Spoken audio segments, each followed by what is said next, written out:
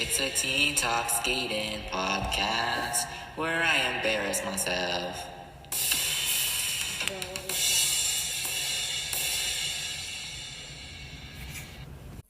Hello, and welcome to episode number 89 of the Teen Talk Skating podcast. My name is Van Gogh. I hope you guys are all doing very, very well. This week has been absolutely wild. Like, I feel like I've done so many things, and this week has been gone on forever, and yet I still have more things to do. An hour ago, or like about 2 hours ago, I did like pierce myself. I'm not even kidding with the stupid pen. I was trying to close the pen and I pierced myself, and it actually went through my skin like kind of deep. And like, guys, I don't know, guys. Not to be dramatic, but I was literally dying. Like, I was like, how did I do that? But that's what I did. What else happened this week? I am just like wild. My feelings are just wild. They're going everywhere. Like, academically, I'm not okay. Like, socially, I'm not okay. Like, guys, help me. School is so bad. School is genuinely so bad. Like, why is everything actually going so wrong at school? Like, oh my gosh. Um, Anywho, I'm really trying to get it all together, but of course, I have my dear podcast to talk to, guys. I need people to talk to. And honestly, thank you so much for all the love and support recently. I feel like there's been a lot more engagement recently, I guess. Like engagement and views, and like I really am happy to see that. Obviously, I don't do this just for the views, but I do this for the people who really do care and want to watch and want to listen and whatnot. So yeah, thank you for all of that. What else happened? I don't know. I've been listening to Taylor Swift a lot because you gotta do what you gotta do, you know? But anyway, other than that, I feel like I have nothing to talk about. I know that was a lot. I don't know. I hope you guys are all doing very, very well. I hope you guys aren't getting sick because I feel like everybody is getting sick around me. It's like the flu this, the flu that. Like, oh my gosh, guys. Like, no, no, no, no. So I hope you guys aren't getting sick or anything. I hope you guys are all doing very, very well. But yeah, let's go ahead over to our program of the week. This one is such a fun program. I think everyone should watch it because it's great.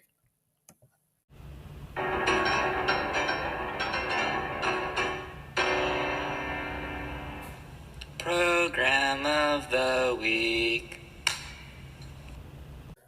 Okay, guys. So our program our program of this week. What am I saying?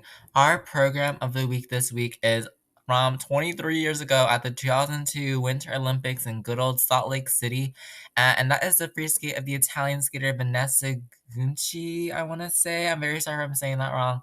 But Vanessa Gucci and her 2002 Olympics free skate set to the good old Bolero by good old Maurice Ravel. Um, we have all heard Bolero. We have all heard how repetitive it is and how it builds up for sure. It has a great, great climax at the end. But anyway, Vanessa Gucci and her program, this is one of those programs where you feel like you are on the same emotional state as the skater throughout the whole program. Like you can just relate emotionally. And I really do like that almost. It feels very vulnerable. This program is not like I don't know how to say. This program is not like one of those programs where you just don't feel like connected at all. Like you feel so connected to this program because you can feel the tension and feel like the emotion in every single movement that this girl does. I love it. But Bolero is a great, great, song, and I think a lot of this feels like a superhero version of Bolero, like a superheroine for Vanessa Gucci. She is so confident throughout the whole thing. One of the biggest motions she kind of does throughout the whole program, it's kind of like a recurring theme throughout the whole program, is like putting her two fists up and then down, like really strong towards like the judges or the audience. Really great. Getting into some of the jumps, I really enjoyed the triple loop, which was the second jump in the program. She landed it and you can hear her scream because she's just like, yeah, I don't even know what it was. I think it was in Italian, but it's almost like a let's go. I just landed that booyah. And it broke the character of the program in like the best way possible because you could just tell that she was just like, oh my gosh, I just landed that. Did you all see that? Did y'all see that? I landed that, but it's great. I also really enjoyed the triple flip in the program. It just looks so like, whoa, I also landed that, but then that one was also like maybe less screamy and I was like, yeah, I landed that. Like a lot more confident. I feel like I really enjoyed that. Some of the spins in the program, I think they have really good basic positions, really good basic positioning in those some of those spins in that camel spin. in the middle of the program. What else? The choreo sequence slash the spiral sequence, which as it was called back then, the spiral sequence in this is really beautiful. She does this movement where she's skating on one leg and she slowly, and I mean slowly, raises up the other leg into kind of a Y spiral position for a bit. And I think it shows like great control of the edges.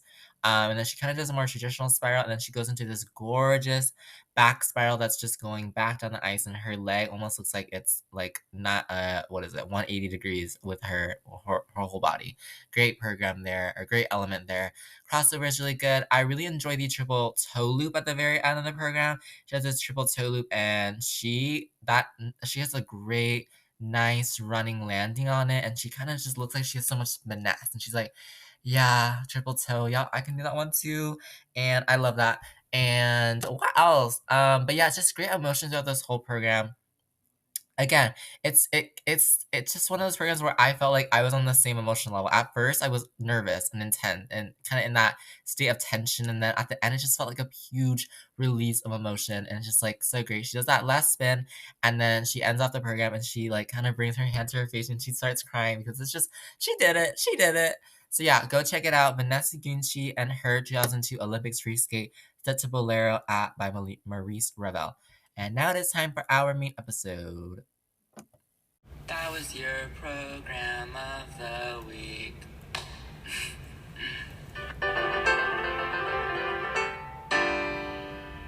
Okay, guys, it is time for our main episode. I feel like I'm recording this a little late. I do have a trip kind of early tomorrow, so like I'm kind of dying, but whatever. I'm committed to my podcast. Who actually cares?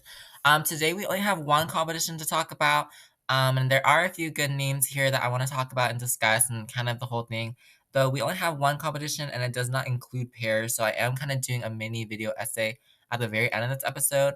Though it is kind of a topic that I would love to discuss further in a separate episode kind of dedicated to just that topic. But sorry, but this week I literally just ate dinner too. Sorry. This week we are talking about the Denis Ten Memorial, the Challenge Series Denis Ten Memorial 2025. And the Denis Ten Memorial is a very special competition because yes, it is a challenge series, but it's also a memorial for the great Kazakh skater Denis Ten. If you don't know, Denis Ten was a great skater. He was the bronze medalist at the 2014 Olympics in men's singles, and he did a lot of big first accomplishments for his country of Kazakhstan. He was one of the first. I know, no, he was the first world medalist for Kazakhstan. He was the first Olympic medalist for Kazakhstan, and I believe he won 4 continents once as well. Again, the first medals for Kazakhstan, and so he was a huge trailblazer for Kazakh skating, and he was a huge star in the field. Great skater. He had so many different accomplishments for his country, and he represented his country on the world stage and brought Kazakh culture and brought the Kazakh kind of world to the world of figure skating from a country that where figure skating was not super duper common. He became kind of this hero for a lot of Kazakh kids and a lot of Kazakh skaters, and really became the reason why a lot of Kazakh people started skating. And now we obviously, I think Kazakhstan is one. What am I trying to say?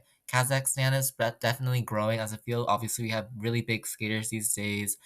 Coming from Kazakhstan, like another world medalist, Mikhail Shidorov, is from Kazakhstan, and so it's it's a lot. A lot of it is thanks to Denis Ten, who unfortunately passed away, I believe, back in 2016. He was murdered, unfortunately, in Kazakhstan, and a really unfortunate incident that happened and, took that life away from the figure skating world. But the purpose of the Denis Ten Memorial is to honor Denis Ten, honor his work and his contributions to Kazakh figure skating and just global figure skating as a whole. So on this podcast, we honor Denis Ten and we remember all of his accomplishments, and now we have a really awesome competition that honors his memory. But let's get into the Challenger Series Denis Ten Memorial. This year was held in Almaty, Kazakhstan, and it has men's, women's, and ice dance. It does not have a pairs competition, so I won't be discussing a pairs competition, obviously, just so you know, because I feel like sometimes people are like, "Where's the pairs? Where's the pairs?" Like, I'm sorry, guys, this one does not have a pairs competition. But regardless, it is still a pretty interesting competition. So let's get started, of course, with the men's discipline first. Where do I want to start here? Where do I want to start? Where do I want to start? Um, Let's see. Actually, I'm gonna start in withdrawn, which I know is not a placement, but somebody did withdraw here. I want to start in the withdrawn position with Juwon Cha of South Korea, who withdrew after a 13th place in the short program. The short program was kind of unfortunate. He popped a quad sal into a double sal, and he did get a quarter on a quad toe and could not get the combo on it. And so, really unfortunate. I'm not too sure why Juwon Cha withdrew. Obviously, he didn't have the best short program, so that might have been one of the contributing factors. I think he was sick, I think I saw on Reddit, or he had a minor injury. But I am sure that he is still gonna build back strong. Obviously, we know him. This past quad, he has really built up his name. He has been a world silver medalist back in 2023, and then he's had kind of those last 2 seasons have been good, but not super duper amazing, I guess. But I think he's really building back strong. He's had a really good, strong couple of results. He did win the Challenger Series Kinoshita Cup about a month ago. He placed seventh at the last World, second at the last four continents, first at the Asian Winter Games, etc. And so I think last season was actually a really good season for him. The beginning of the season was good for him with that win at the Kinoshita Group Cup. And I think this withdrawn is just a minor thing, and I hope he gets a lot better because he is definitely someone who I see as a huge dark horse for the Olympic podium. Yes, his scores have never really been in that 300 range, that really, really high range. But I think he is a skater who can really get some great jewelry on those jumps. His quad sal in particular is beautiful. He has a really great artistry, really great interpretation of the music. And so I think this short program was just unfortunate in 13th place, and I'm sure he'll build back quite strong. So yeah, that was Yuan Cha, who unfortunately withdrew. But let's head up to 8th place with another South Korean skater, Young Hyun Cha of South Korea, who has, I think, been skating around and around and around for a while. Um, Let's see. He's been skating around for a while. He is kind of one of the younger skaters who hasn't had a lot of international experience, especially on the senior stage. But here he did pretty well, getting a personal best and overall score. He was ninth in the short program here with a clean program, and then eighth in the free skate with another clean program, except for a popped single Lutz at the very, very end, unfortunately. But otherwise, a decent program for him. We talk about South Korea, and I think we talk about South Korea as a very developing nation and a great example of how a nation can really develop its figure skating program. We kind of talk about Yuna Kim back in that 2010, how she became Olympic champion, and then this whole generation of South Korean skaters who were kind of inspired by Yuna Kim, and the South Korean Federation really did take charge of that. And it's really impressive how South Korea has been able to develop and kind of get these up and coming younger skaters like Young Hyun Cha coming up. So great for that. And he got a personal best in 8th place there. In 7th place is another skater who got personal best all across the board, and that is Matthew Newnham of Canada. He is an up-and-coming skater from Canada. He was 6th place in the strip program here with a clean skate, good Jewy on that triple axel, and then he was 7th in the free skate with a clean program. I think he might wanted another triple axel. He did pop a double axel, and he did fall, unfortunately, on a triple Lutz. But I did like this program. I did get the chance to watch this program because it was uploaded on YouTube, which, all the programs should be uploaded on YouTube, but, so I could watch them, but, sorry. But anyway, I really like this program for Matthew Newman. It was kind of a tango. I think it was Astor Piazzolla in the free skate, and I think I liked it a lot. It was different. It was nice, and I think more men should do tangos. Yeah. Okay. Okay, and starting in 6th place here in that top 6 range, we have Vladimir Litvintsev of Azerbaijan, who is kind of the Lion King after wearing that amazing lion print last year that was so great.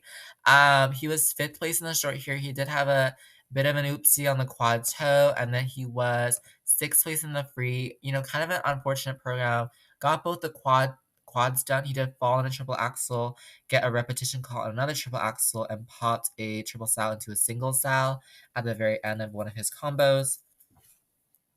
I don't know. Vladimir Litvintsev has been one of those skaters for me who has definitely had a lot of potential over the years and has had a lot of good, results here and there over the years. His results have not been, the most consistent, and he has kind of been up and down with everything. But regardless, I think he is still a pretty strong skater. Let's see what his best results are. Let's see. He has been 11th at Worlds before. He's been 8th at Europeans before, and so he's really in that good kind of middle range of skaters. And so I really do see him, moving up if he's able to become more consistent with those jumps.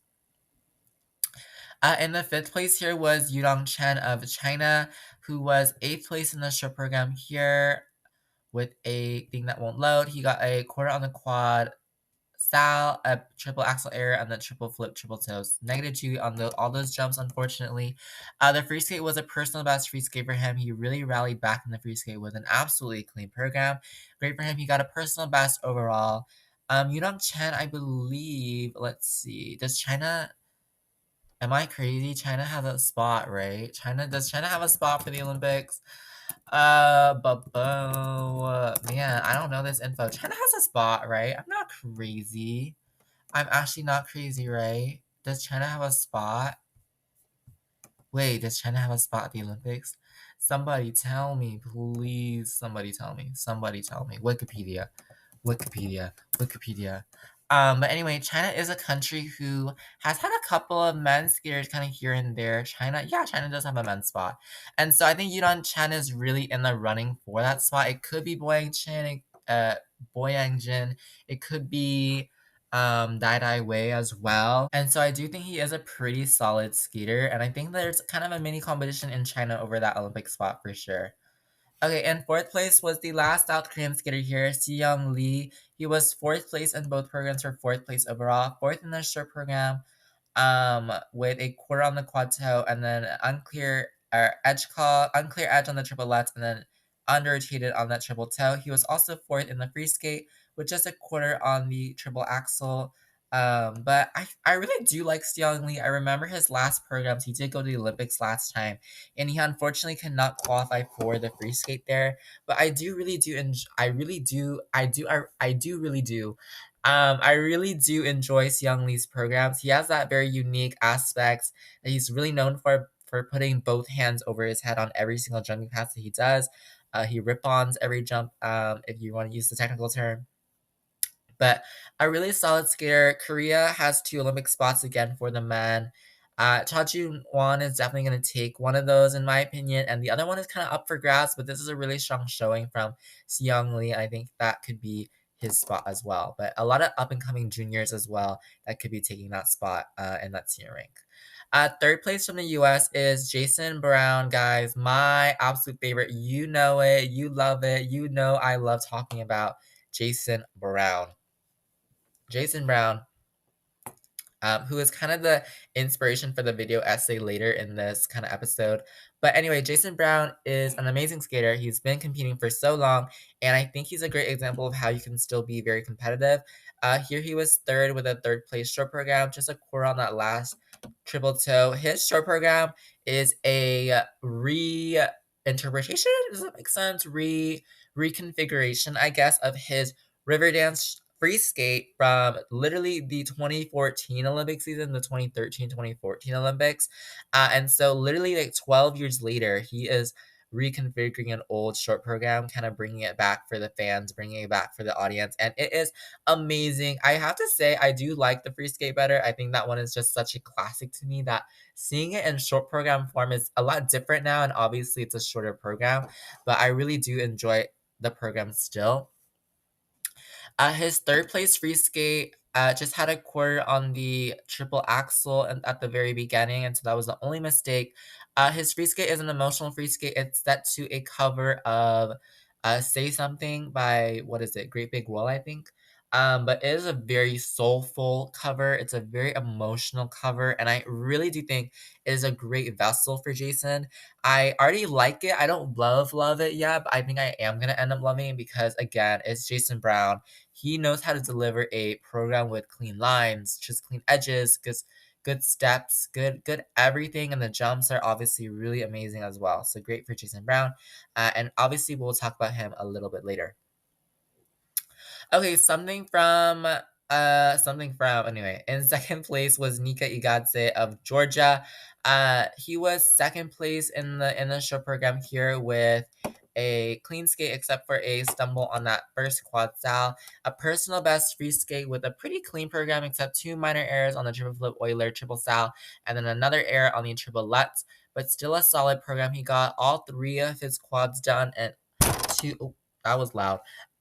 Both triple axel attempts done as well. Really great for him. And I really do think that Nikkei Gatse is kind of improving a little bit on the artistry front. I think a big complaint, if you will, a big issue, a big gripe that a lot of people kind of had with his skating last season was that it was so technical. It was so jump, jump, jump, jump, jump, jump, jump, jump, and a little steps and a little spin. But I think the free skate particularly is a little bit contemporary, a little bit different, and I think it's a style that, I didn't expect to see from him. I kind of did expect for him to do that same epic music, I guess, and just go with it. But this is a different type of program, and I'm happy that he is kind of changing that, and it's contemporary, it's different, it's cool. Speaking of contemporary, but maybe in a more bizarre way, we have Mikhail Shidorov of Kazakhstan, the home skater here in first place, miles ahead of the rest of the competition here. He was first place in the short program. He did have an issue with the triple axel in the short, and then he did have a slight error on the flying upright spin, which is an element that actually we don't see very often, a flying upright spin. Very, very interesting. I haven't seen that. I don't feel like I've ever seen that on a scoring sheet. I feel like I've had it. I don't know. Have I even heard it mentioned before its competition? I don't know. But the flying upright spin had a little error for him. And the free skate, he was a little bit, relatively clean. Got some of the big quads done. Did do a downgrade on quad toe. That was a huge major fault, and it really looked messed up. But he stood back up, got a triple lutz, triple axel done, which is really impressive. Slight error on the quad toe, double toe at the very end, though. This free skate was set to the music of The Fifth Element, The Fourth Element, I don't know, but it's some sci-fi movie, and it genuinely gave me, I think I wrote on Reddit about it, it gave me, like, theater kid vibes in the best way. Like, it was so abstract, it was so strange, but in a very good way, and I really did enjoy that. Yeah. Yeah, okay. So that was your men's podium. Third place, Jason Brown. Second place, Nika Igatse. And first place, Mikhail Shidorov. They had a really wholesome moment at the podium ceremony. I think they really looked, I don't know, they all were like, we're friends. We did it. Yeah. But yeah, great for them. Okay, let's head over to the women's competition here. We have some great results from a couple up-and-coming skaters here. Let's start in 5th place with Zhu Yi of China. She was 5th place in the short here. Triple toe had a quarter call on it, and then a fall and a downgrade on the triple loop, unfortunately. And then in the fourth, in the free skate, she was also fourth there. Couple of errors in the beginning with the triple flip, an edge call under rotation on the triple lutz, and then a quarter on the triple sal. But still solid skating. I think, what was it? What was it that she was competing at earlier? I can't remember. The Asian Open Trophy. I think people really enjoyed her skating there. And I remember last season at the Asian Games, the Asian Winter Games, people liked her skating there. China does have an Olympic spot now. They did qualify one at the Olympic qualifying competition, and this could be, could be Ju Yi's, could be someone else's. There's a lot of competition in China for that spot for sure. A couple other names, Ruyang Zhang is competing for that spot. So is what is her name? Oh my gosh, Anshang. I'm actually tweaking. Crashing out. I don't know. I don't remember. No, Shang Yi-an as well. And then who's my favorite again? Hong Yi-chen. Yes. Lots of big names in China, definitely, and I really enjoy them as well. And I don't know who's gonna take it, but whoever wants to take it can take it. I don't know. In fourth place here was an American skater, Josephine Lee. We remember Josephine Lee because of her second place at US Nationals 2 seasons ago. That was a really impressive result. Ever since then, she's been kind of decent, but not the best in terms of consistency. Here she was third in the short, triple flip, triple toe had an under rotation, and then she fell on the triple loop. And then the free skate was fifth place. Again, a couple issues with under rotations on the triple toe, on the lutz, on the flip, on the loop, etc. And so that's really her main issue right now is kind of the under rotation calls, the under rotations, because otherwise her program has really good base value and would get really good GOE if the jumps weren't so under rotated. But especially in that second half of the program, unfortunately, a couple under rotated jumps and a bit of a spin error as well. But I really do think her skating is pretty solid, and she is still quite young. I think she can really make a big impact on Team USA in the next squad. In third place here is the Queen of Canada, and that is Madeline Skeesis. Here she was second in the short program. She did pop a triple lutz into a double lutz, but got the triple toe down as she always does. And then she fell on a triple loop, just like Josephine Lee. Maybe the triple loop is cursed at this women's competition. I don't know, but Madeline Skeesis did really really well. What was I gonna say? She did a lot better in the free skate, I would say. Had a gorgeous triplets in the beginning. Wanted, I think, probably a triple toe on there. A couple just issues in the rest of the program. Pop, double flip, pop, triple loop, double toe, single axle, unfortunately. And then she did a double axle, double toe, and then she did another double axle, double toe. And that last double toe did not count. I think she realized that as she was landing it. And she's like, I don't know, you could kind of see in her face that she was kind of like, oh, oopsies. But honestly, we have you like everyone's been there. Everyone has been there and done that extra jump that they probably could have done without. Um, but still a solid program, I would say. What I do like about Mountain Skis is that she is very committed to the performance. Still, I feel like even if she does have, not the best program in terms of the jumps, she still does have a good program in terms of what is it? She still has a good program in terms of the performance side of things, and the performance side of things can often be, kind of the make or break factor. And I think that she is really good at selling that performance factor, even if the jumps don't go so well. I'm glad she kept her butterfly lovers free ski. I think it's a really great program, and it suits her really well. In second place was a Korean skater, Asan Yoon of Korea. She was fourth place in the short program here. Did pop a single lutz and then an under rotation on the triple flip, triple toe loop. Um, yeah, but still really good. And then she got a second place in the free skate. Good program except just for a fall in the triple lutz, the opening triple lutz. But I think she meant to do the triple lutz, triple toe at the beginning, but she ended up doing a triple loop, triple toe after, which is impressive. I feel like that is a combo that is not seen very often because it's a little more difficult to get a triple toe off of the triple loop after that. But really impressive for her. The rest of the program was clean, good jumps, good GOE here and there. Definitely, a star, a rising star from Korea. She has been competing, at the last few um what was I gonna say? The last few seasons as a senior, she was a junior in the last quad, but she has been kind of building up slowly and slowly. And I think she has kind of achieved a few notable results. I think she skated to Scheherazade last season at the Finlandia Trophy, and I was really impressed with her performance there. A couple good competitions. She didn't qualify to the free skate worlds last season, unfortunately, but this is definitely a better program for her, a better result for her than some of the other results she had last season. And she's very capable of getting into the 180, 190 range. And hopefully she's able to build back up kind of towards that as well. Oh, man. Tired, man. I really need to sleep after this, but I probably won't. Anyway, first place was Haein Lee of South Korea. She was first in the show program here. A program that's a My Way. I believe this is her last season, so that's why she's kind of skating to the ultimate kind of finale song, My Way by Frank Sinatra, though is the cover of it. She did get a quarter on the triple lutz and then an under rotation on the triple toe. And then first place in the free skate as well with a solid program. Yes, the jumps could, you could definitely see that they were kind of harsh, not harsh, kind of tight, definitely under rotated on those jumps, especially on that second or no, the first triple flip that she did was a little shaky on the ending, but she did get an under rotation for that. But this is a solid program. She did skate to Carmen in her free skate. I think it's a decent Carmen. I won't say it like shocked me by how amazing this Carmen was, but I think if you're gonna skate to a warhorse and you want it to be a good program. This is the season to skate for in the Olympic season. South Korea also has two spots for the women, I believe, right? Yeah, they have two spots for the women at they have two spots for the women at the Olympics, and so Han Lee is definitely one of those names that could, want could be taking one of those spots. But definitely, again, a very competitive field in South Korea. Austin Yoon is definitely, like I just mentioned, in second place. She's definitely in that running as well.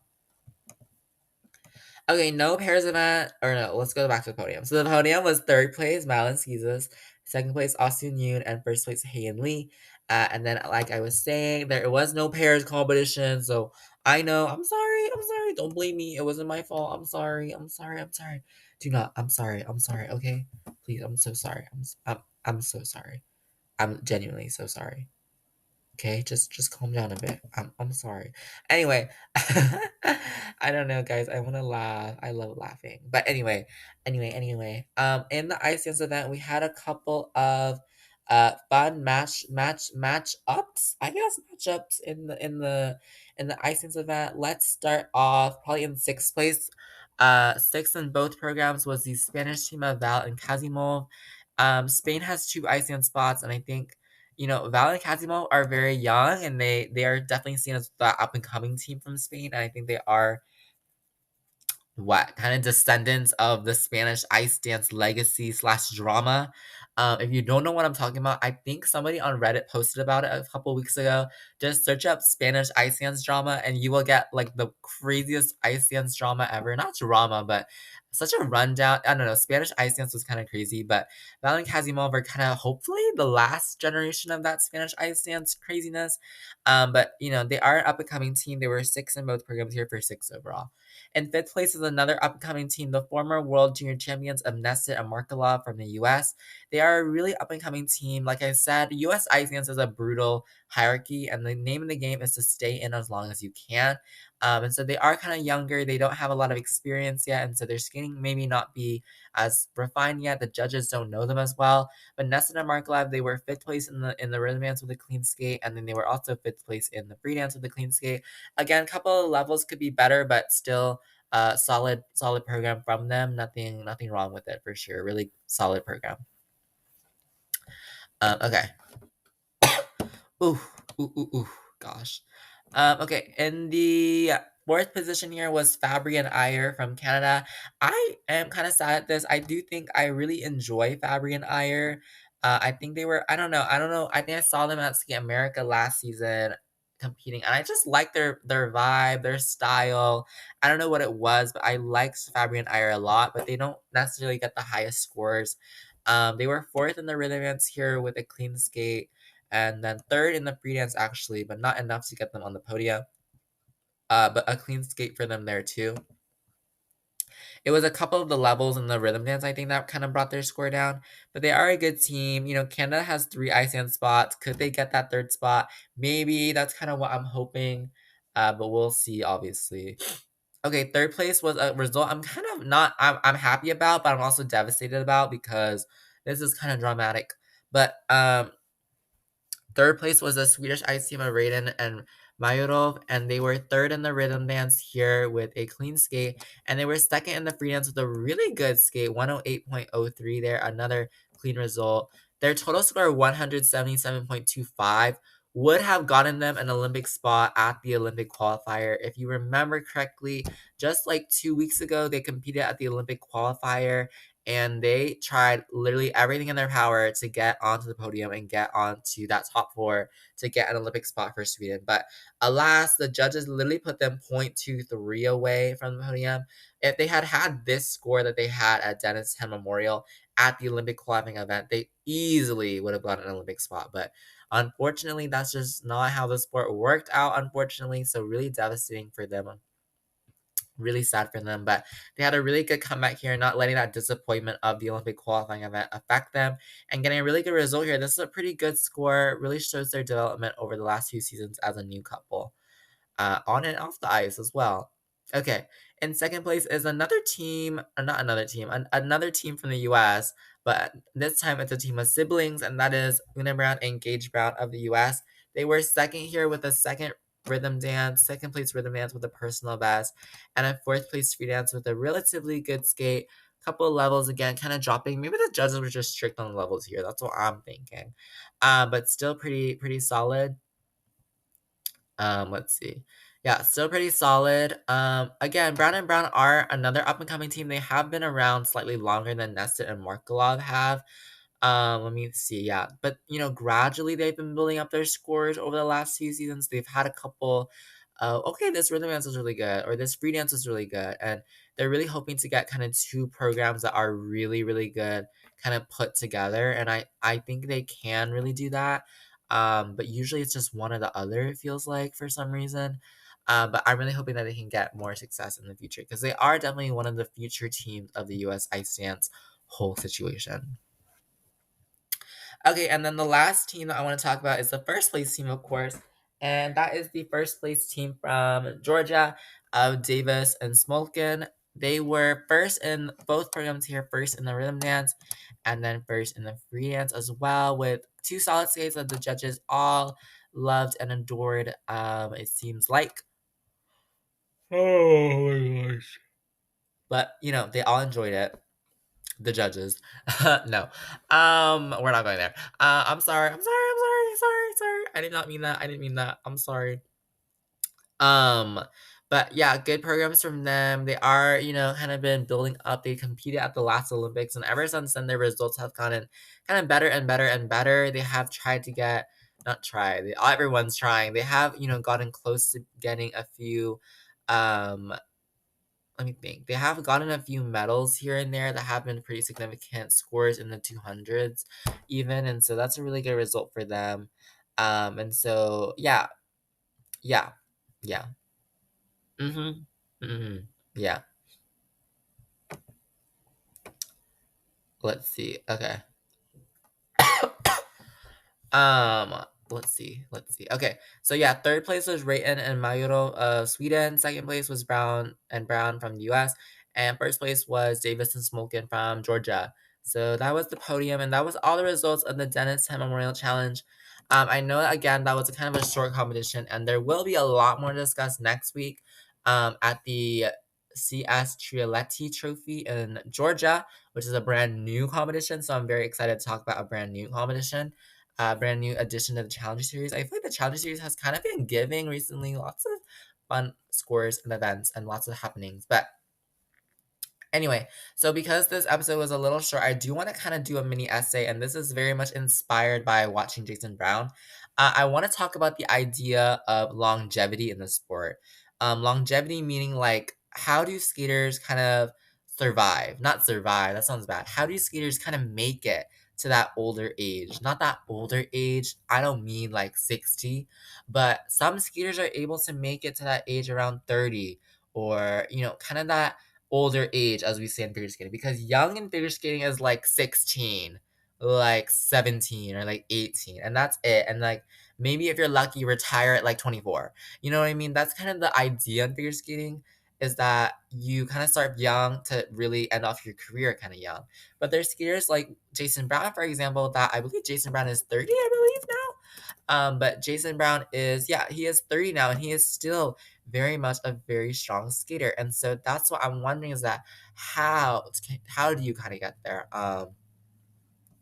How do you make it so that you can be um, so have such longevity and such a trying time in the sport of figure skating where longevity is not necessarily the conversation topic of the time, I guess, where kind of the focus is kind of on skating young and just ending off your career in your 20s, the early 20s.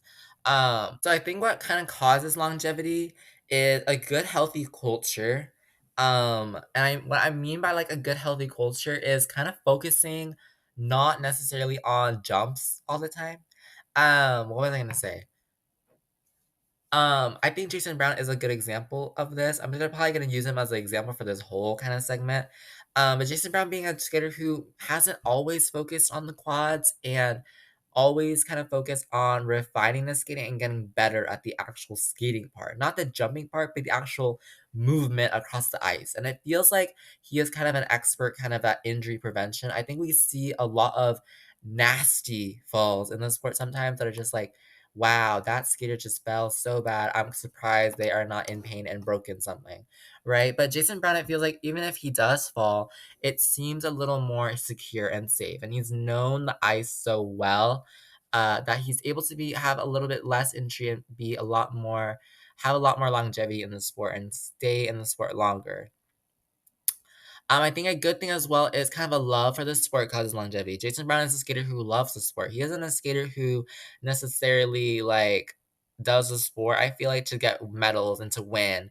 Obviously, that's the goal of everybody to win, but I think he has a genuine love for the sport. We've seen him talk about it before, how much he loves the sport, how much he loves his coaches, how he loves traveling, how he loves going to Japan, how he loves working with kids at Ronald McDonald houses around the world.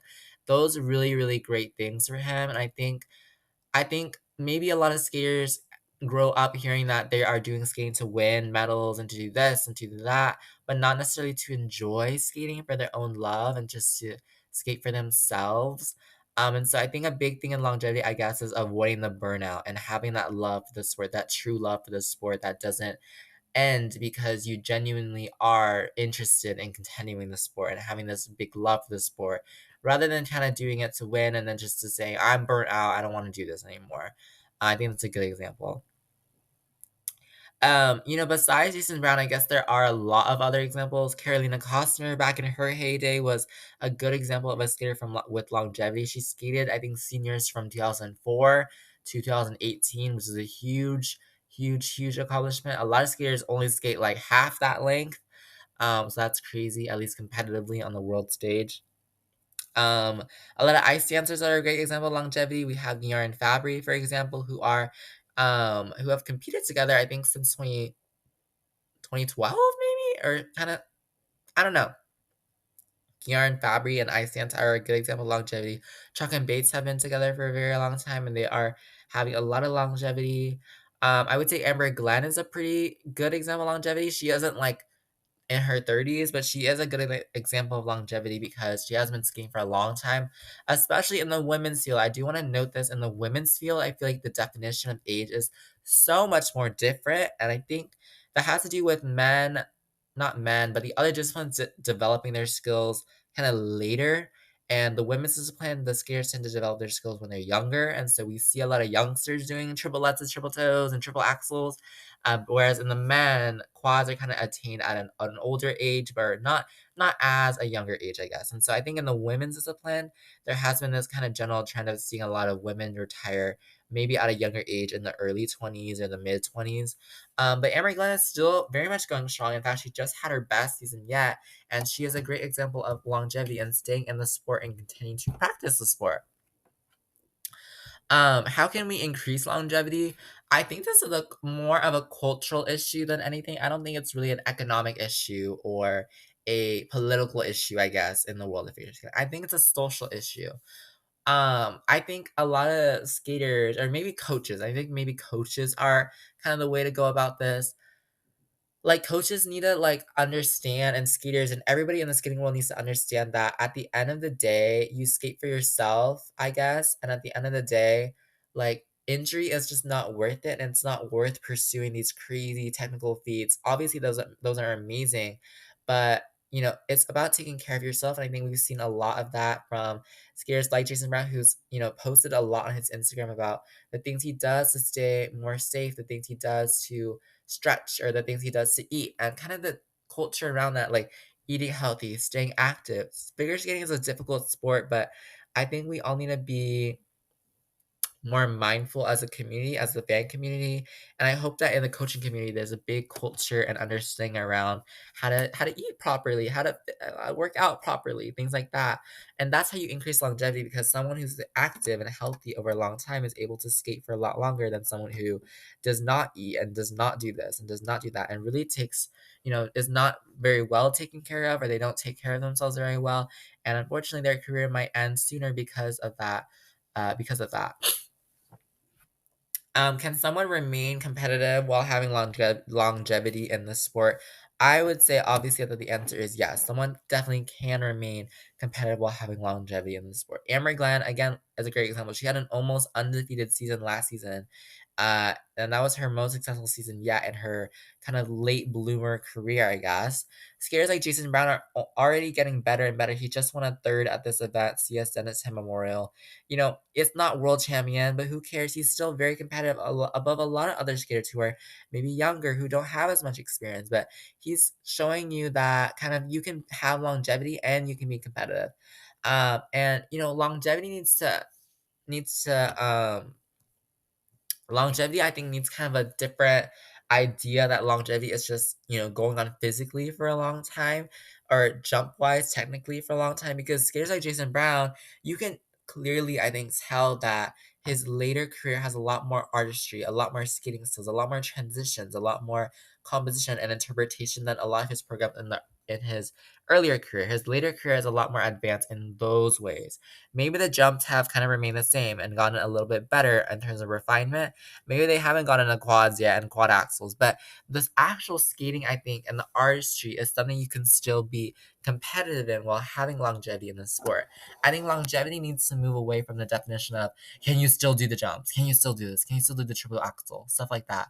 And kind of move towards can you do the jumps and also love the skating and also have a sense of artistry for the skating and kind of love in that regard. And I think we all need to remember that at the end of the day, figure skating is a sport where nobody can do it forever for sure, but I think the goal should always be doing it, being able to do it as long as you can, as long as you wish. A lot of skaters unfortunately have injuries that are career-ending injuries, and they'll never skate again, and they'll never skate on competitive ice in front of their fans again. And I think that, if we encourage a lot of longevity, practicing techniques and jumps and how to do this and how to do that, I think we can stay safer as a sport. And I think everybody will benefit in the end. But that's my mini, mini, mini video essay. I know that was like 10 minutes long. I'm sorry, guys, but I don't know. But I definitely will do a video essay on its own, like its own 45-ish minute video essay on the topic of longevity and everything that goes along with it. But yeah, I'm pretty smart, and I'm sorry. I think I'm smart, but I'm really dumb, dumb, dumb. You guys should see my grades. Oh my god, I'm actually gonna crash out. No. But yeah, that's kind of it for this episode of a Teen Talk Skating Podcast, where I embarrass myself. But anyway, yeah, I'm very thankful for you guys for listening. Thank you so much for supporting the podcast.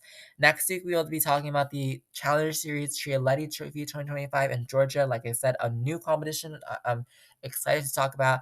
And we will also do a preview of the Grand Prix because the Grand Prix are literally starting next week. I'm actually so confused at how are they starting? Like how is Grand Prix de France in 1 week? That is absolutely crazy.